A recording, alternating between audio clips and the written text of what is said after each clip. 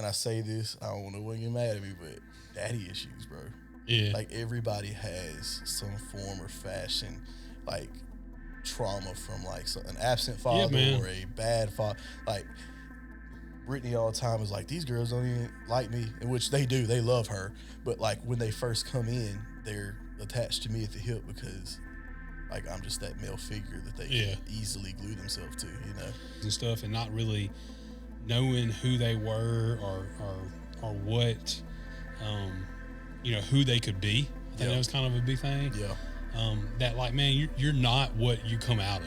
Yeah. Like, and I think that was a big thing, like with our youth. Because when you're in youth ministry, it's your life. Yeah. It's your life. Like any hour of the day. Exactly. Man, the girl broke up with me, dog. Oh my gosh.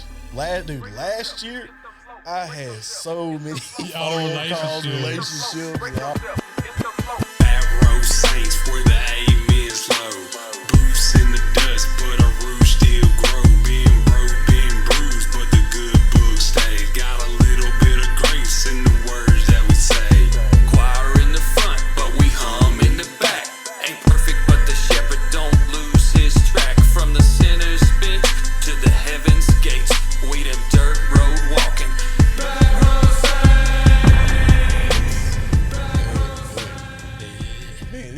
This man tight, bro. What I You did? got all this, man. This tight. I've always wanted to do a podcast. Always. Why haven't? I ain't got no one to do it with me.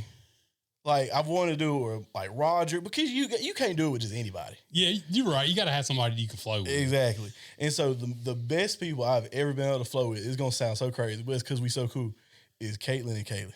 Why don't y'all be a I tight tried, podcast? but you know how hard you get Kaylee to do. Man, Kaylee. I ain't finna ask Kaylee to do nothing.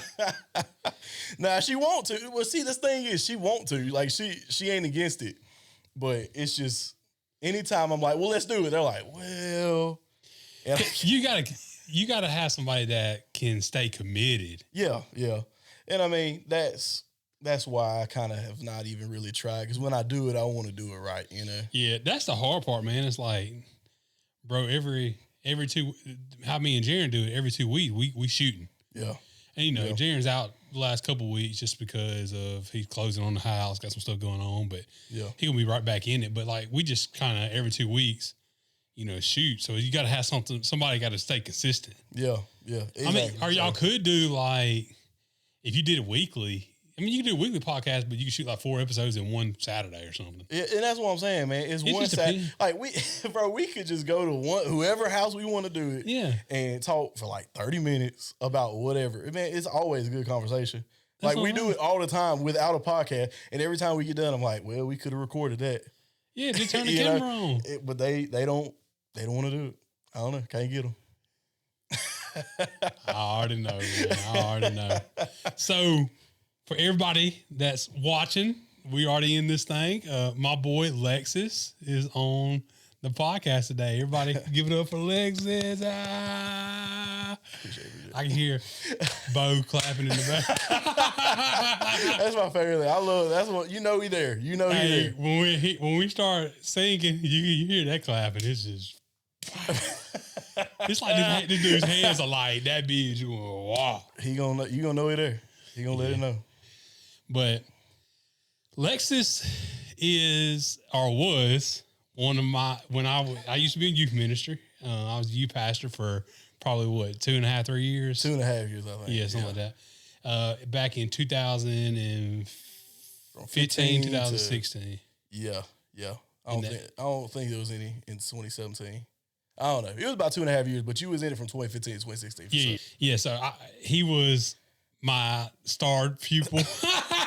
Bro, I was so weird, man. I don't know what you're talking about. I was weird. But he was in the youth group. So it was about 10 years ago. I was in youth ministry. And now, my man that grew up and he the youth pastor. It's crazy, man. It's crazy. That's crazy. I never thought you. I ain't saying that you couldn't have been. If there was anybody, you would have been the one. Yeah. But man, up until I was youth pastor, I never would have thought that I was like. It was literally like a call. Like I was filling in because COVID did all what it did. We didn't have a youth ministry for a while, and I just me and some of the other college kids decided we was going, go fill in, and one thing led to the other, and then we took them to youth convention, and the Lord spoke to me, man. He's like, this is it. Yeah, he's like, they need something more. They need Like something he spoke more to than Abraham. I need you to go into the land. that. But no, for real, like that, I really had no idea. Like I remember Aaron was my youth pastor before you, and I remember there was a distinct time he said, "For all I know, one of you can be the youth pastor for my kid." And like if he would have still been here instead of moving on to bigger and better things, like his son would have been in my youth ministry, And so that's crazy. I know it's a wild thing, and it resonated in my heart when he said that. I was kind of like, is that me? You know? But I mean, I didn't get called till much later after that. So, but yeah, man, that's pretty good, man. So like, youth ministry is different. Like just looking at it, like even in 10 years, so 2015, 2016, now 2025, 2026. yeah, Like it's a lot different than it was, the youth groups, I feel like are totally opposite what we have, like what I had compared to what you had. yeah. So what, first I want to ask you, before we get into the nitty and gritty, I just had a couple icebreaker questions I want to ask. All right. So, when I was a youth pastor, what was something that I was terrible at?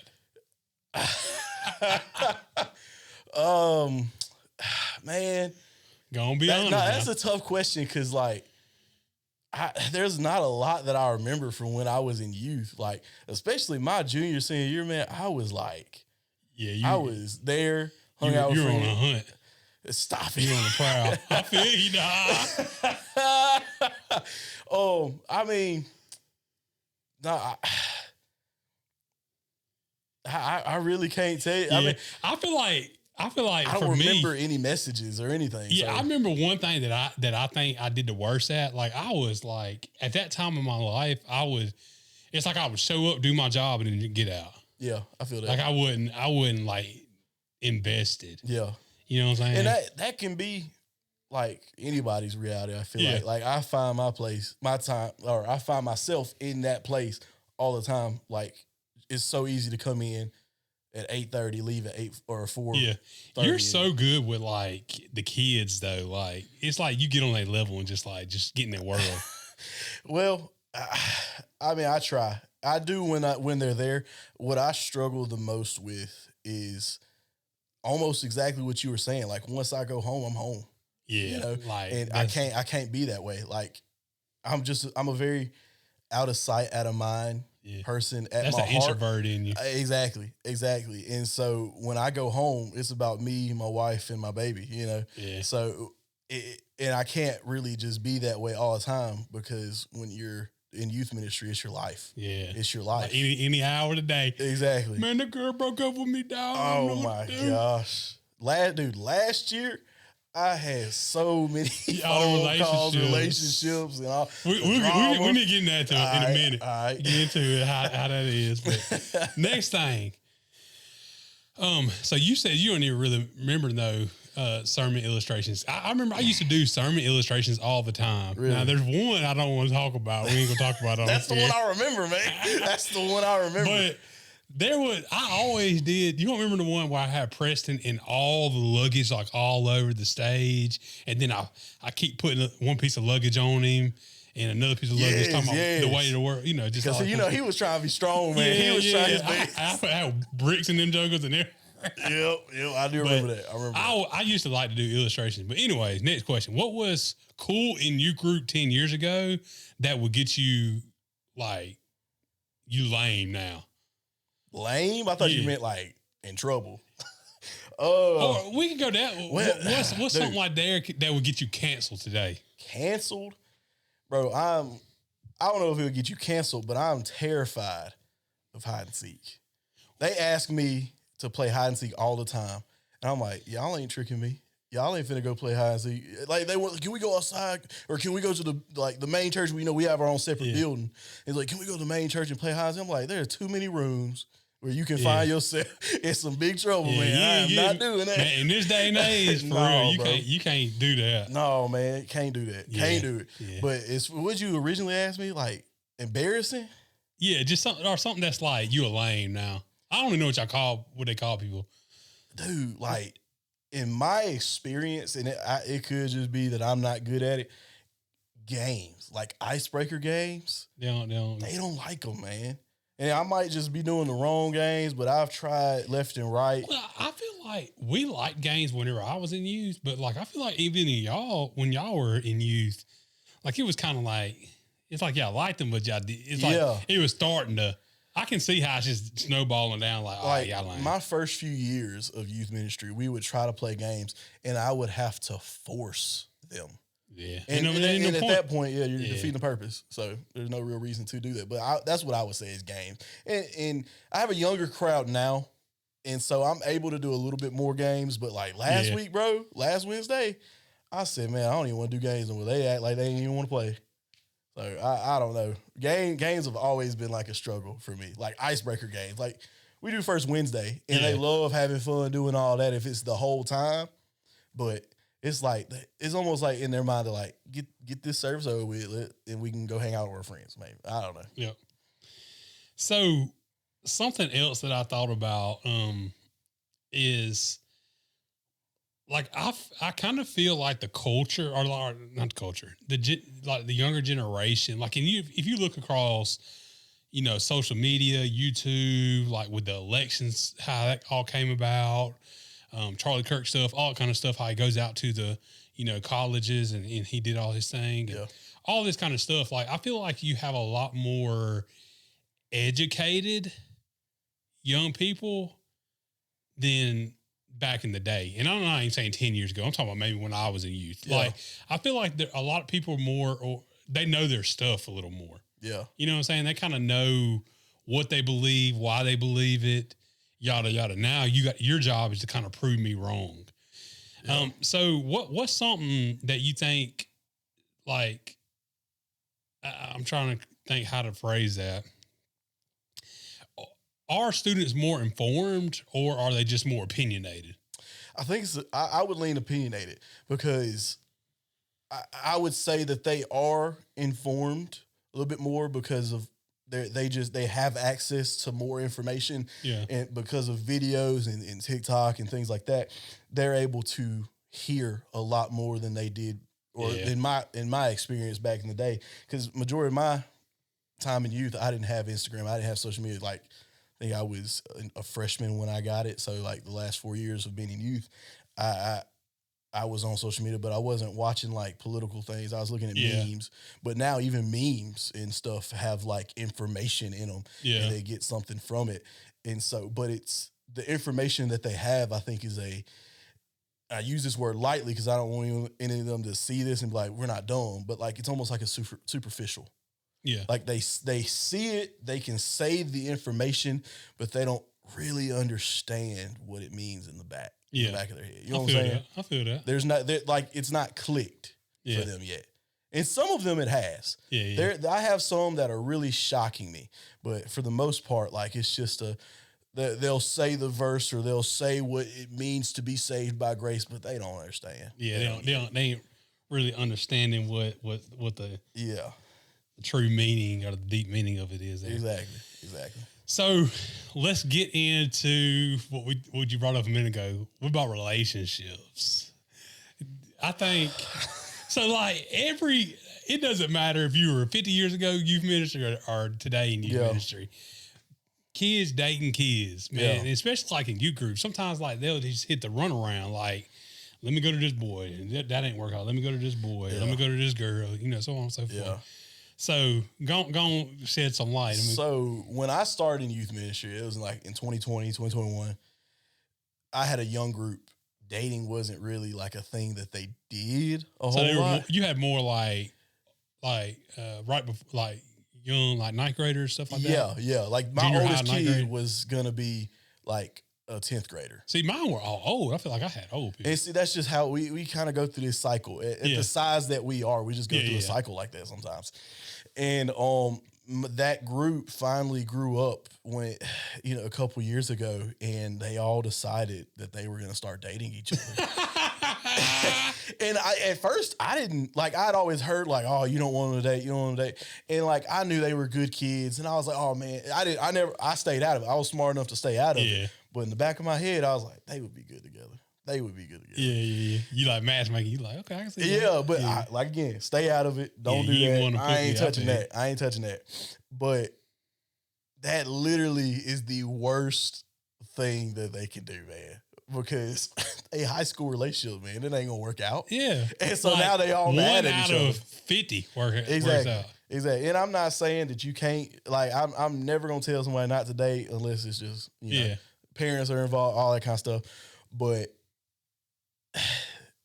it's just the worst idea ever, man, because they start drama, and then they all want to, they go from one to the other, and it's all just dating the same. And then it creates even more drama. Like, oh, I was with him. She just wanted him because I was. Yeah. It's just so much, you just man. Be like, oh, my goodness. So it's just never good, man. It's never good. Never. That's crazy. But I remember you were kind of the ladies' man back in the day.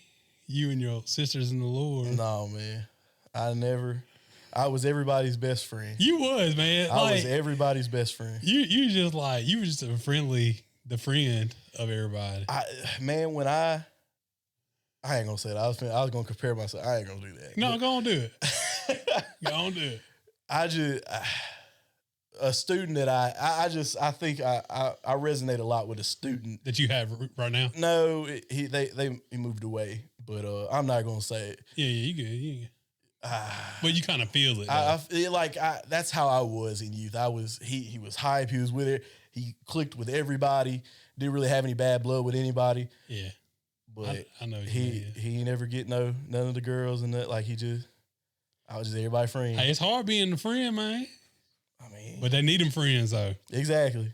That's what I'm saying. Like, and that's what you got to think about also too. Like at that age.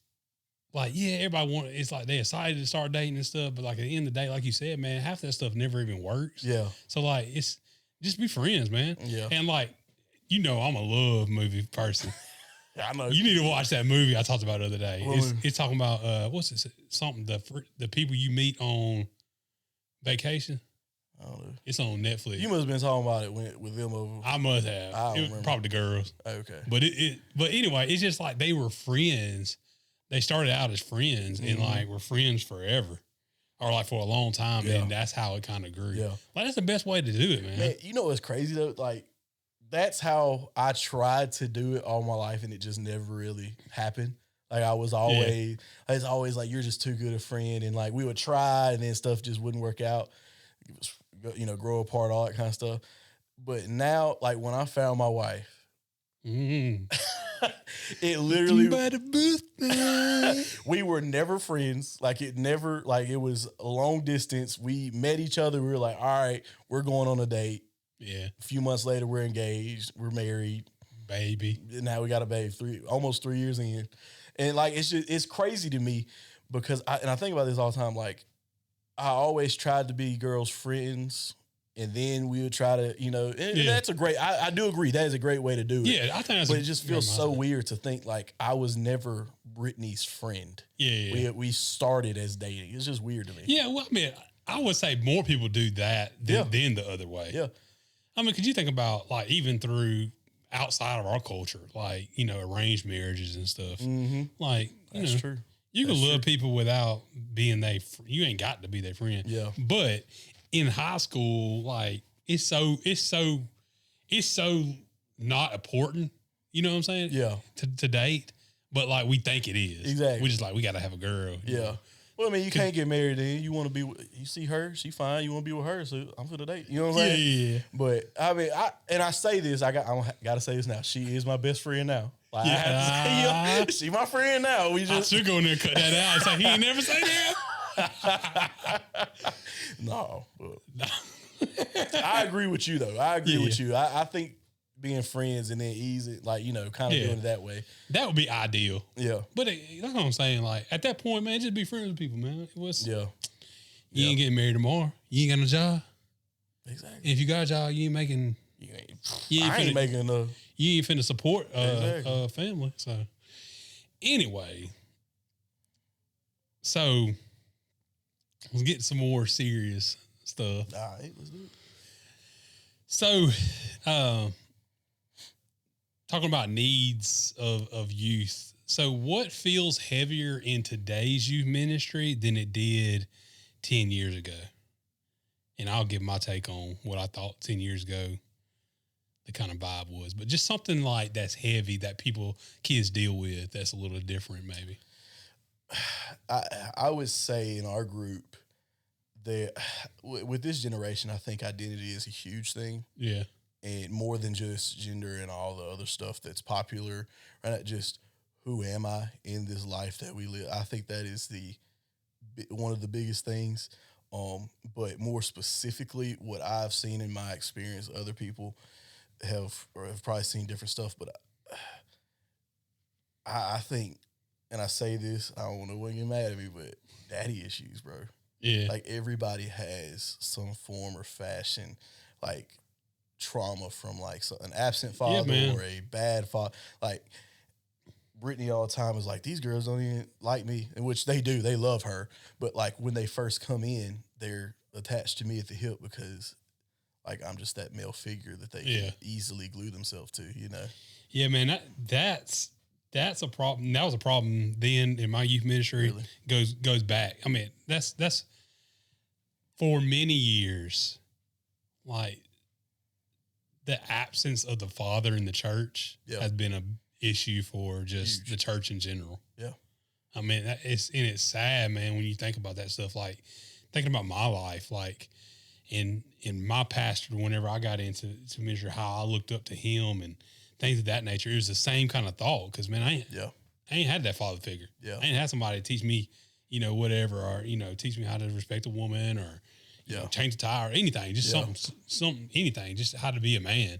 So man, I feel that, dude. And I feel that's going to always be a problem, man, until we change that, like as a people, as a person, but that's sad. It really is, man. I hate that. In my experience, like I have a dad, still do, had one back then, all that kind of stuff. But he taught me a lot, taught me how to be a man. Yeah. And I love my dad. We have our differences, but love my dad. But he was not the spiritual leader that I need. Yeah, that's what I'm saying. Like a lot of times, and you can tell, and you can attest to this. Like you can tell, like the ones that do have a good father figure, the difference it makes. Mm-hmm. Like it's night and day difference of who they are, how they feel about themselves, how all that kind of stuff, man. And like that's the thing, like having father figures, man. It's more than just being present. Mm-hmm. It's more than just, like I said, showing somebody how to fix a tire. Like show them how to be a man. Show them how to respect. Show them how to pray. Show them how to worship. How to lead a family. And that's what's tough. And I think that's what calls us up. Me and you. Like, of course, I don't have kids, but you do now. Yeah. So like you get to like, that's a great kind of responsibility, but it's also a privilege. Like you're going to have the ability to kind of lead her and teach her the right things. And of course, Brittany with being a mom and stuff. I mean, y'all probably have a boy sometime because all y'all boys in y'all's family. I mean, ain't no way y'all can't catch a boy. If the next one ain't a boy, something wrong. Well, Jameek, he on number 3 girls in a row. Girl, oh Lord. Now Jameek got two boys, but I don't know. We'll see how it goes. I might catch one, but it's gonna be a minute. We gotta get this one right first.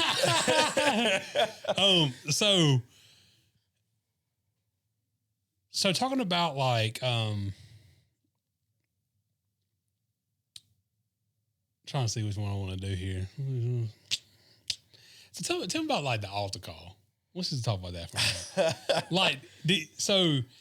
Man, I remember whenever I was in youth, like we would have, it was a different age then. So like that was 20 years ago. Yeah. That was a big difference. Yeah.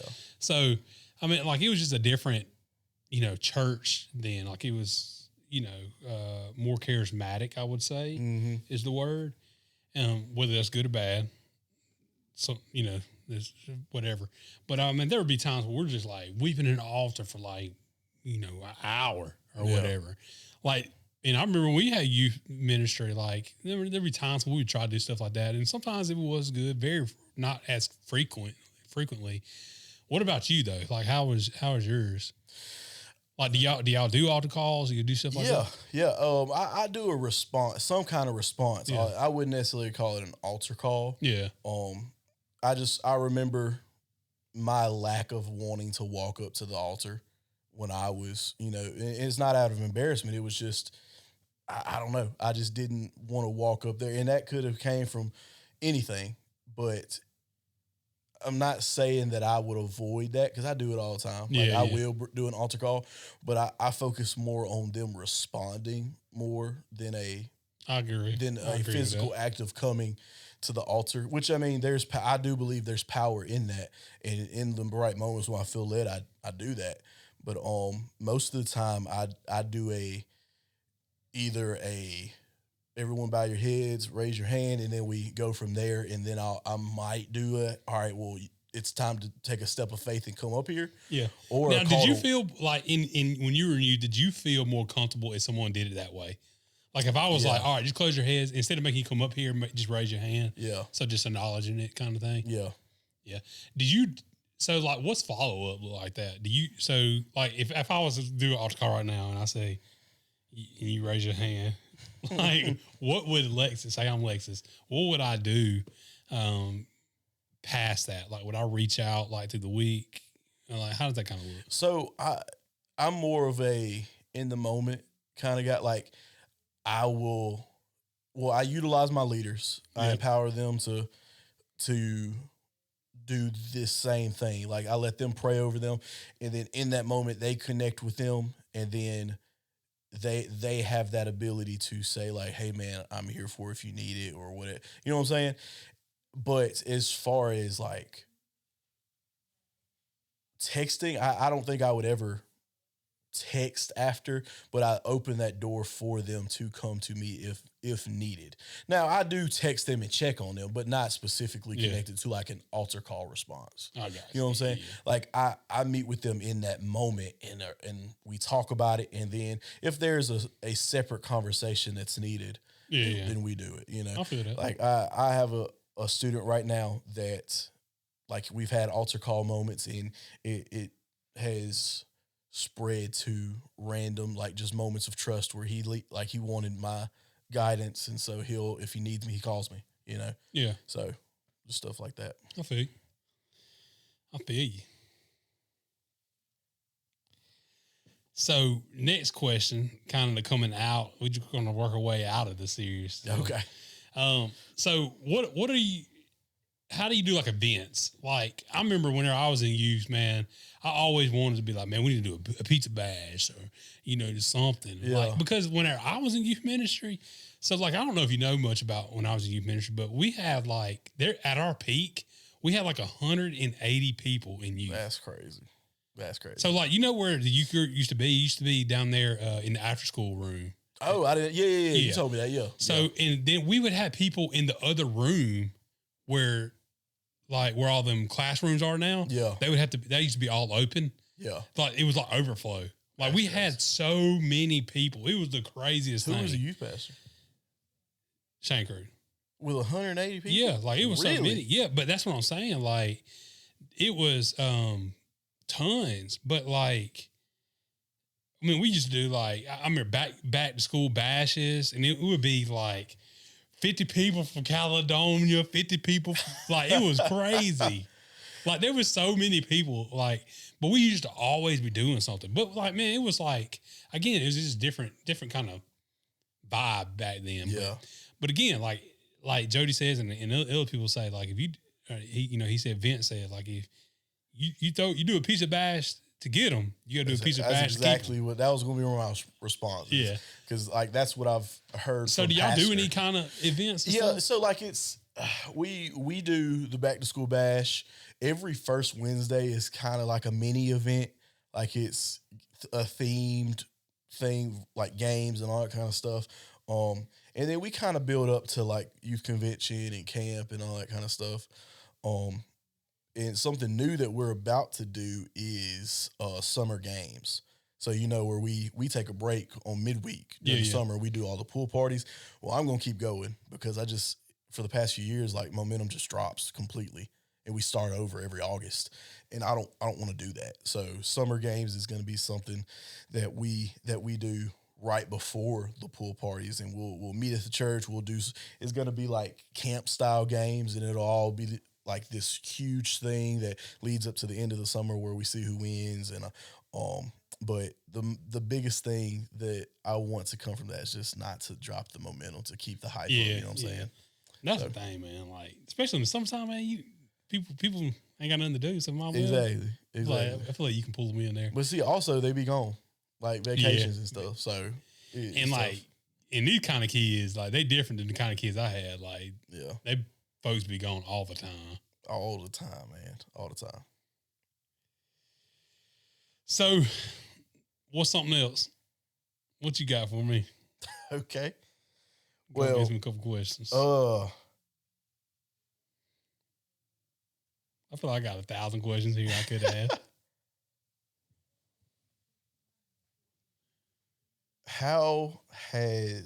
What did the identity problem look like back in 2015, like 10 years ago? Like, is it the same? Is it, because right now, like I was saying earlier, it's more than just, gender and all the things that's popular. But what did that look like 10 years ago? Yeah, I feel like it was kind of the same. I feel like it was more new. Yeah. So we were coming so again, I think it's just different, man. Like, I would say, gender stuff was a thing. I'm trying to think exactly what I would say here. We had a bunch of what I think our youth group. So, like our youth group, it's a little bit different. So, my youth group was, I feel like the back row saints of the church kind of people. Yeah. Like the people like me that just like the outcasts, people that didn't necessarily, you didn't think they were ever going to make it. Yeah. Like they just came from bad situations. Yeah. And of course, you may have something like that too. And I feel like you always are going to be there. But I feel, like you said, like people are just girls and guys with father issues and stuff, and not really knowing who they were or what, who they could be. I think that was kind of a big thing. Yeah. That like, man, you're not what you come out of. Yeah. Like, and I think that was a big thing, like with our youth group. Like, I don't care, that you don't, your parents barely have food to get on the plate. You can be better than that. Like, or, drugs and alcohol are part of your family history. You don't have to, partake in that. So I think that was kind of the thing, man. And again, just like you said, like gender stuff was, I remember we had one person come that was dealing with that. You could tell, but I don't. Again, that was a little more. Yeah, it's just a little more over. Like again, 10 years ago, it was newer. I would say. I think so. In 2012, I think was when the Trayvon Martin stuff happened. Yeah, somewhere around there. I think we were kind of going through, racism stuff, and I feel like at that point, like not that our youth group was racist or anything like that, but I'm saying like in 15, 16, like you're coming out of all those, the past 4 years were just like racial turmoil. And then like we were just getting good. And I feel like things happened even more past that. So like a lot of that kind of stuff played into kind of how my youth group played and stuff too as well. So I don't know.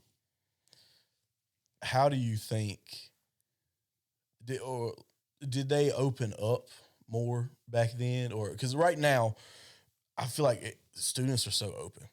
Like they are very willing to talk about what's going on. Now they have a shell that they're not gonna open up, but like for their problems, they're usually very good at like talking about them and expressing them. I don't think so at all. I think it was the opposite. Yeah. Whenever I was in youth. Because I know, like, if you would have came up to me and asked me what was going on with me, I wouldn't talk. Like, Yeah. Because I had my little relationship stuff that I had my girl that I liked. If you would have came to me asking about her, I'm like, who told you? Like, but like, I come up to him like, bro, what's going on? And they'd be like, man, she bad and I want her. And I'm like, bro, what do you mean? like, hold on, calm down. Let's talk about it. Yeah, You know what I'm man. saying? Like, and it was like not just it was like relationship stuff. It's hard to talk to.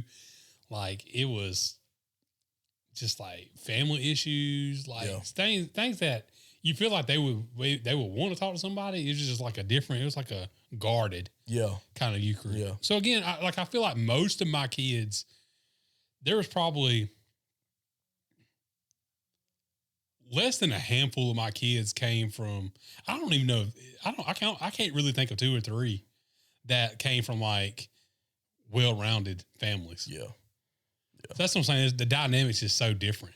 Majority of mine, man, I feel like now, I mean, we have some that like come from like difficult situations, but I don't think I have anyone that is just like come from just terrible families, Yeah. And that's good, man. That's good. And I mean, in my past, like right now, I'm speaking of right now, in my past, I've definitely had some people that have had some tough things happening around them. But like, still, even in those days, majority were, decent situations and all that kind of stuff. They're just could be knuckleheads, you know what I'm saying? Yeah. So, but yeah, other than that, so what I'm feeling that food, so I'm about ready to go I eat. know, man. Was it buffalo chicken dip? Yeah. Val and Brittany making some buffalo chicken dip. I'm ready. Tacos or something. Man. But a couple rapid fire questions for you, and we're gonna get up out of here. All right. All right. So, camp or lock in? Camp. Small group or a big service? Small group. Deep theology or practical life talk? Oh, that's a tough one. Personally, Personally, theology, I would say. theology. I like theology. Phones in service, yes or no? I would say yeah. All right. That's a hot take. But That's a hot take. That's a I hot like take. that. Most misunderstood thing about the Gen Z. They, like we were saying earlier, they are opinionated, but man, they're out there talking. They're talking. So like, I think that's a good thing. We just have to navigate that. Yeah, you know? I agree. One thing Gen Z does better than millennials. Again, go back to the communication. They gonna tell you what they feeling. And I feel like which I don't know what generation I'm in. I don't know where I fall. I'm millennial, so you'll be. I think I'm Gen Z because we're getting into Alpha now. We're getting into Gen Alpha. Dang. But Anyway. but I would say to open it up because like you put me in a room, I'll open up a little bit. You know what I'm saying? Like I think I was on the edge of it because if you put the right person in front of me, I'm gonna cry about it. You know what I'm saying? One thing you hope never changes in youth ministry. Man, the worship that we get to see, like when we go to camp and we go to convention, and you can say it's the hype, you can say it's out, but man, the Holy Spirit's there, presence of God's there, and when you see a group of students just run up to the front, ready to worship, like there's nothing like that, man. Yeah, There's I nothing agree. like that. That's good. All right, one last thing. If you could tell, what you want to tell your youth group? If your youth group is watching right now, what's one little word of advice or something you just want to set them on their way, on their week for? Go ahead. Man, word of advice, I would say let go of all the distractions and all the things that are holding you back. Well, yeah. Just let go, man. Like what Jesus did for us is real. The blood of Christ is real. And we are on a path to death without him. Like, stop playing the game. Stop just waiting for that right moment, man. Just fully commit. That's it. That's good. Yep.